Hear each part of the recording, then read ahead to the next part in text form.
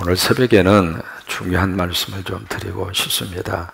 좀 집중해서 오늘 말씀을 함께 잘 이렇게 따라와 주시면 좋겠습니다. 우리가 성경을 들고 성경을 펼쳐서 읽는 것은 하나님의 복입니다. 또 하나는 그 성경의 말씀을 읽으면서 하나님의 진정한 의미와 하나님께서 주시는 메시지를 받을 수 있다고 하는 것은 복입니다.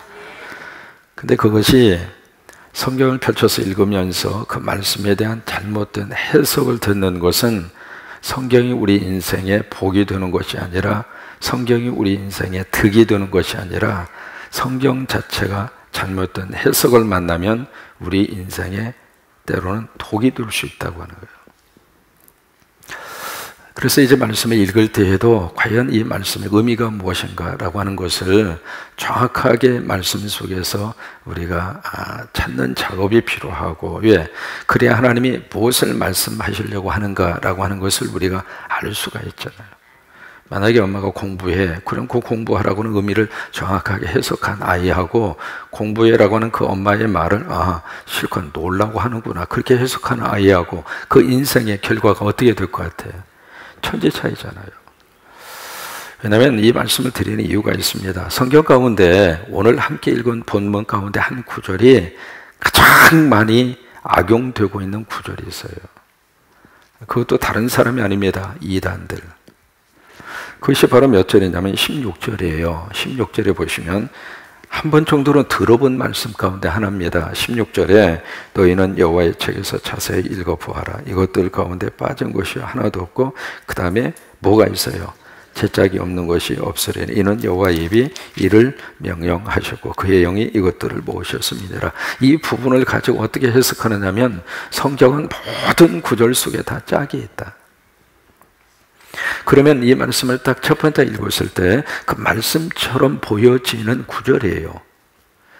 그런데 이것을 이제 어느 정도 사람이 잘못 해석할 수 있는가라고 하는 것을 뼈저리게 보여주는 구절 가운데 하나거든요. 왜냐하면 거기에 너희는 여호와의 책에서 찾아보아라. 이것들, 그 이것들이라고 하는 지시대명사, 그것을 무엇으로 해석하느냐 그 말이에요.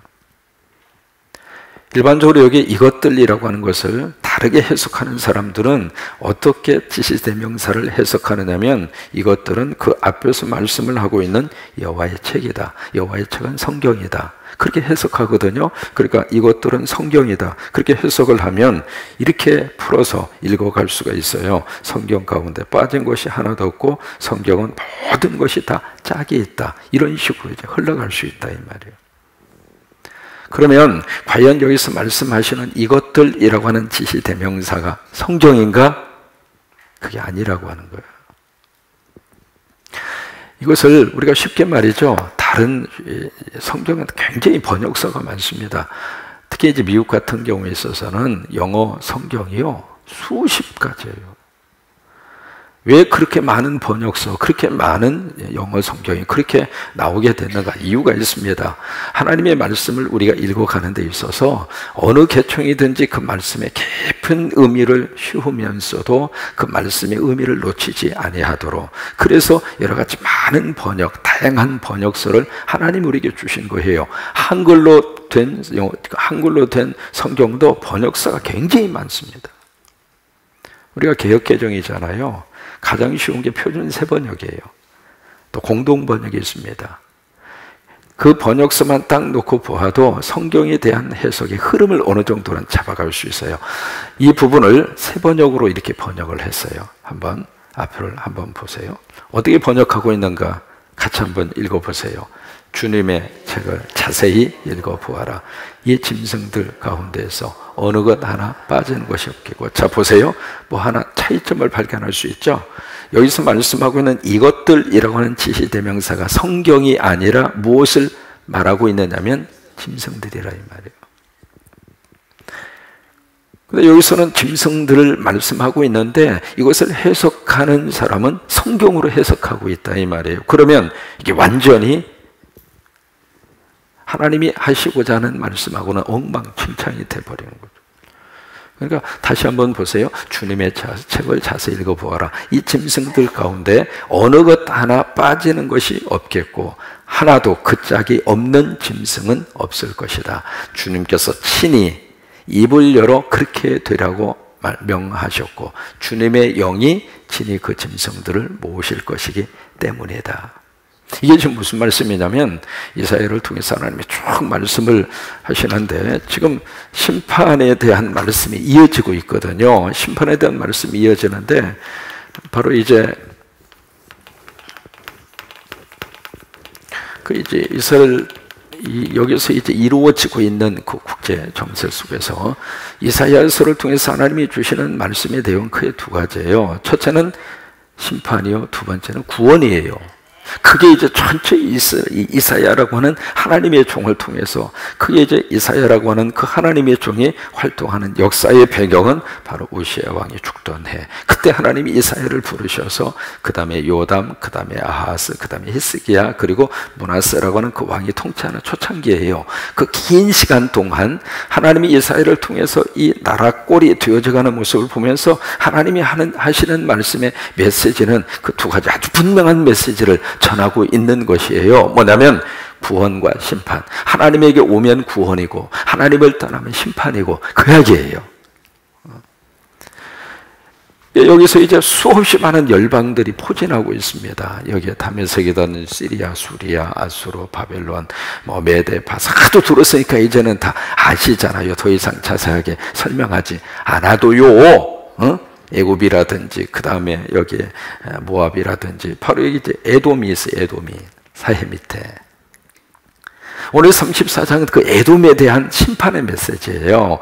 결국 이 에돔은 왜 에돔이라는 나라를 꼭 집어서 말씀을 하실까? 이 에돔은 처음부터 이스라엘 백성들이 애굽에서 나올 때부터 철저하게 이스라엘의 적대 세력이에요.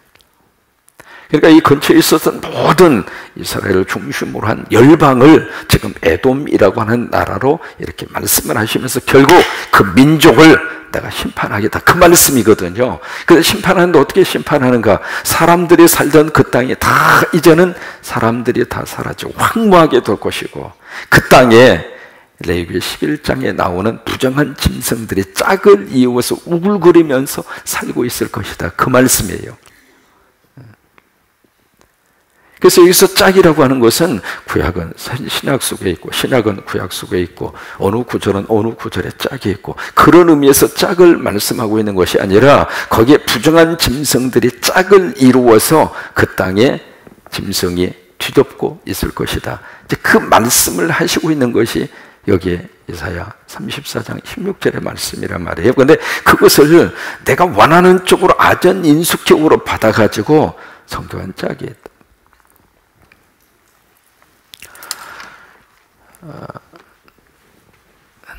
이단들이 가장 많이 그 말씀을 가지고 장난치는 것 중에 뭐가 있느냐면 비유하고 비유풀이하고 그 다음에 짝짓기입니다. 짝짓기 성경 공부. 우리 주변에도 참 많이 있습니다. 혹시 우리 가운데에서도 이런 성경 공부를 하신 분이 있을지 모르겠어요. 이게 비유풀이하고 짝짓기 이것을 같이 이제 해서 참 묘해요. 사람이 이 하나님의 말씀을 가지고 내가 원하는 목적을 딱 하나 설정을 하고요. 그 목적에 맞게끔 얼마든지 말씀을 갖다가 짜맞출 수 있어요. 아전인수격으로. 그래서 봐라, 성경에 나와 있지 않느냐, 성경에 기록되어져 있지 않느냐, 이제 그런 식으로 해서 여러분 얼마든지 그런 쪽으로 몰고 갈 수 있습니다. 그렇게 해서 흔하게 쓰는 방법 가운데 하나가 이 비유하고 이 짝짓기 성경 공부라고 하는 이것으로 이제 성도들을 이렇게 하는데 몇 가지 예를 들어볼게요. 예를 들면 창세기 1장 1절에 보시면 하나님이 뭘 창조하셨어요? 천지를 창조하셨어요. 그걸 어떻게 풀어가는가? 한번 보세요. 하나님이 천지를 창조하셨어요. 천이 어디예요? 하늘이잖아요. 이 하늘을 어떻게 해석하는가? 이 하늘은 목자이다 이 말이에요. 목자. 그 다음에 천지, 지는 뭐예요? 땅이에요. 이 땅은 뭐냐면 성도예요. 여러분 이렇게 딱 풀어놓으면 어떤 해석이 나오느냐면 하나님이 태초에 목자와 성도를 창조하셨다. 자, 그럴듯하잖아요. 그러면 이것을 어떻게 더 진도를 나가느냐면 하나님이 목자와 성도를 창조하셨다. 그 이야기는 하나님이 기독교를 창조하셨다. 이렇게 나오는 거예요. 왜? 목자와 성도가 교회니까. 그러면 하나님이 기독교를 창조하셨다. 이렇게 이제 풀어가면서 그 다음에 창세기 1장 2절을 어떻게 해석하느냐면 이 기독교가 부패해서 흑암과 혼돈의 세상이 됐다. 그렇게 가는 거예요. 이게 이 입장에서 성경을 풀어가는 사람들의 그런 모습이라 그 말이에요. 자기가 어떤 목적을 딱 설정을 해놓고 그 목적에 맞게끔 여기서 한 구절, 저기서 한 구절 비슷한 내용을 갖다가 짝을 딱 붙여서 그래, 여기서 말씀하시는 단어의 내용이 바로 이 의미야. 그러니까 이렇게 말씀을 풀어가야 돼. 그런 식으로 이렇게. 이것이 바로 비유와 짝짓기를 통한 3단 논법이에요. 한 가지 더 예를 들어드릴게요. 사도행전 1장 9절에 보시면 예수님께서 감람산에서 이제 하늘로 올라가세요. 하늘 올라가시는데 1장 9절에 어떻게 됐냐면 하늘 구름 이렇게 올라가셔요. 그러고 나서 더 이상 보이지 아니하더라 라고는 9절이 나옵니다. 그러면 그 9절을 딱 제시하면서 뭐라고 묻느냐? 당신은 구름을 뭐라고 생각하십니까? 이렇게 딱 물으면 구름이 뭘까? 설교 시간에 들은 적이 없는데. 왜요? 이 구름은 구름이니까 더 이상 할 말이 필요 없는 거예요. 여러분 그래 안 그래요? 대답 좀 크게 해보세요. 물이 있습니다. 물은 물인데 물 가지고 무슨 말을 또 하겠어요? 그러니까 물은 물이에요. 근데 갑자기 이 물이 무엇이에요? 이런 식으로 질문하는 것처럼 여기서 말씀하시는 구름이 뭘 의미할까요? 이렇게 물으면 교회에서 안 배웠는데 그렇게 나오는 거예요. 그러냐고. 그럼 내가 가르쳐 드리겠다고. 이 구름이 무엇을 의미하는가? 어디로 가느냐면 히브리서 12장 1절로 가는 거예요. 바로 여기에 구름이 나오지 않느냐. 거기 보면은 허다한 구름 같은 증인들이라고 하는 말씀이 나와요. 그러니까 허다한 구름 같은 증인들이 너희에게 둘러싸여져 있으니 라고 하는 말씀이 나오는데 그 말씀을 딱 제시하면서 하는 말이 구름은 다른 것이 말하는 것이 아니라 증인들을 말하는 거라고. 그러면 고개를 어떻게 할 것 같아요? 그렇구나. 세상에 차 목사님이 이런 것도 안 가르쳐주고 말이야. 그 양반 뭘 가르쳐줬느냐고 이렇게 나오는 거예요.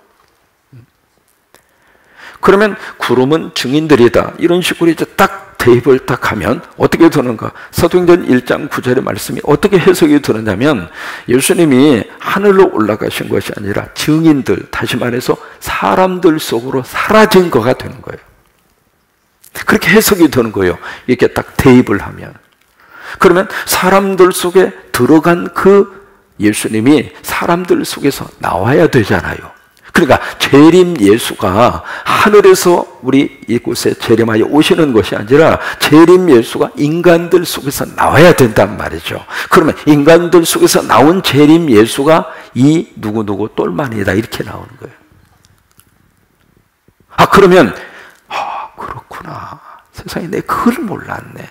내가 평생 신앙생활 하면서 세상에 가장 그 중요한 것을 모르고 내가 헛믿었네. 이렇게 나옵니다. 두 가지 예를 들었습니다만은 그들이 지금 접근하고자 하는 내용이 어떤 목적을 가지고 접근하고 있고 성경을 어떻게 지금 풀어가고 있는가 여러분 쉽게 이해가 되셔요?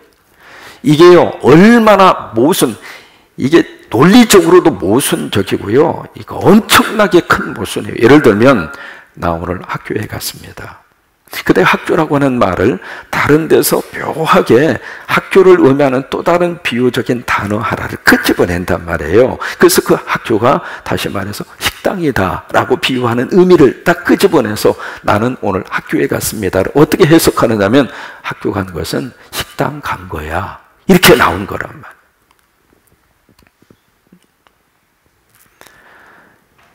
이게 이렇게 논리를 뛰어넘는 3단 논법적인 방법으로 접근하는 거예요.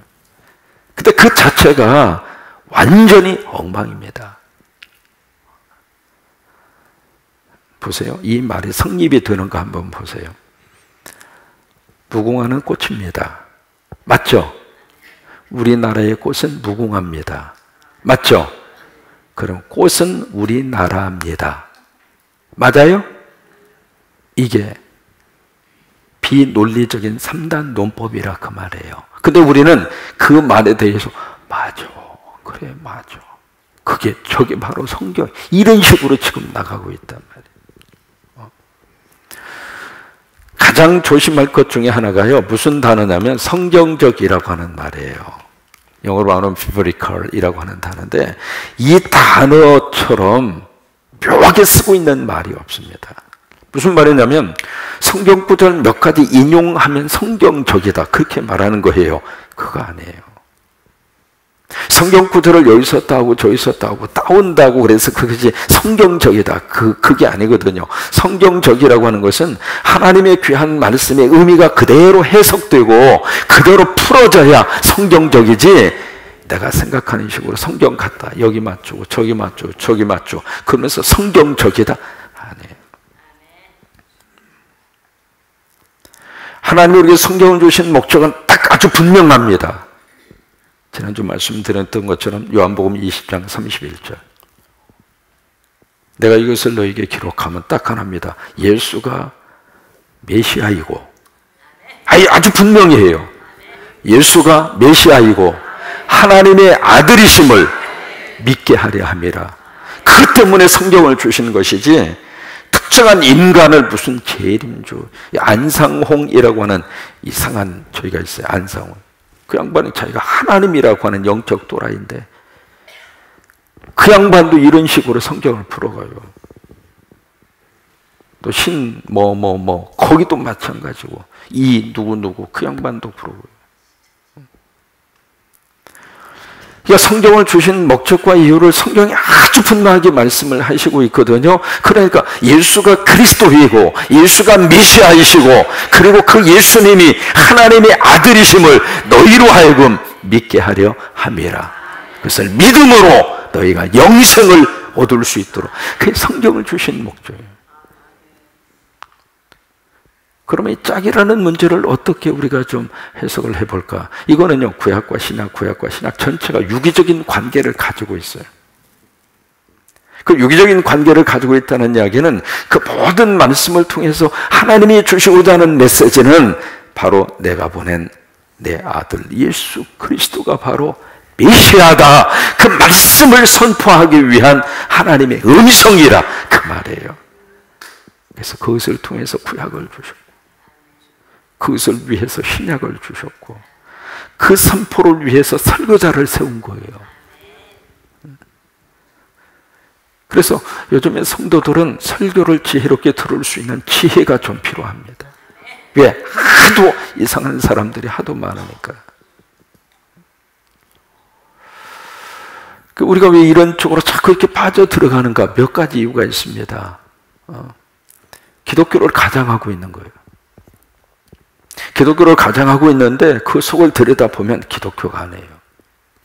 성경을 갖다가 인용을 하고 있는데 그 성경 자체가 하나님의 말씀으로서 정확하게 하나님의 음성을 갖다가 적용하는 것이 아니라 거기다가 내 생각을 집어넣어서 하나님의 말씀으로 포장해가지고 그걸 갖다 해주는 거예요. 또 하나, 세 번째, 주입식이에요. 어느 정도 성경 공부를 시키려면 철저하게 성경 공부 시키고, 그리고 주기적으로 시험 보고, 그런 면에 있어서 적어도 우리 그 제대로 된 정상적인 믿음과 어떤 신앙의 전통을 가지고 있는 교회들이 눈이 좀 열려야 돼요. 성경 말씀 이제 덮어놓고 믿으면 안 돼요. 좀 읽으셔야 돼.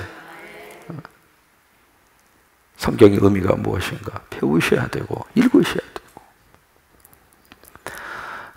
갑자기 이제 어제 오늘 무슨 생각이 들었느냐면, 지금 이제 노뎀 자체가 주일날 들어갈 수 있는 것도 한계가 있고, 저는 우리 주일날 성도들이 이렇게 모여서 335호 모여가지고 어떤 생각이 갑자기 들었느냐면, 모여서 성경 좀 같이 읽었으면 좋겠어요.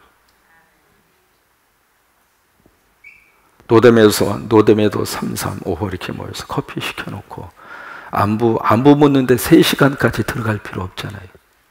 그죠? 11시 마치고 식사하시고 나면 적어도 1시에서 3시까지, 적어도 2시간 정도. 사역에 있는 분들은 사역으로 갔어서 하시고, 그 다음에 오후 예배 드리기 위해서 아버지 집에서 있는 분들은 3, 3, 5 모여서 같이 누가 뭐라고 할 것도 없이 거기서 같이 모여서 창세기 있고 출애굽기 있고 같이 그냥 읽어가란 말이에요, 말씀을. 그래서 노뎀 자체가 지금 그렇게 널찍하지 않으니까 그런 생각을 해봤어요. 로비에다가 좀 이렇게 좀 테이블을 좀 이렇게 해서 거기다가 여기는 여호수아 하면 여호수아 같이 읽어, 거기 와가지고. 그러니까 하나님의 말씀을 말씀 속에서 그냥 읽으면서도 하나님이 깨달음을 주시도록, 잘못된 해석에다 자꾸 귀를 기울이지 말고, 그러니까 하나님의 말씀이 그냥 말씀으로 내 속에 그대로 새겨져 들을 수 있도록 성경이 펼쳐져야 되고, 성경을 읽으셔야 되고, 또 하나 성경 강의를 좀 들으셔야 돼요. 그래서 저는 이 강의 설교를 사실은 모든 목회자들에게 강력하게 추천하고 싶어요. 그동안에 2년 동안 강의 설교를 통해서 우리가 같이 쭉 보았던 성경이 벌써 10권이 넘습니다. 이런 식으로 쭉 이사야 끝나면 그 다음에 잠언 끝나면 그 다음에 계속 이 말씀의 강해를 한번 쭉 해서 내가 천국 가기 전까지, 하나님이 나를 부르시기 전까지 하나님께서 나에게 건강 주시고 하나님께서 나를 도와주시고, 그래서 아유 어쩔 수 없네, 나 성광교회 신앙생활하면 새벽기도 안 나올 수 없네. 처음부터 아예 작정하시는 게 신상에 편합니다. 왜요? 우리가 하나님의 말씀의 강의 설교를 집중해서 들을 수 있는 시간이 새벽밖에 없어요. 여러분 매일 저녁 나오시겠습니까? 그렇다고 주일날 그 짧은 시간 가지고 얼마나 할 수 있겠어요? 그러니까 모든 메시지를 거의 다 맞추어서 제가 목회하는 한 하나님이 주시는 저기를 따라서 부족하지만 강의 스타일로 쭉 말씀의 맥을 같이 이어갈 터이니까 그렇게 같이 기도하셨으면 좋겠어요. 하나님, 나 강연 설교 듣다가 천국 가게 해달라고.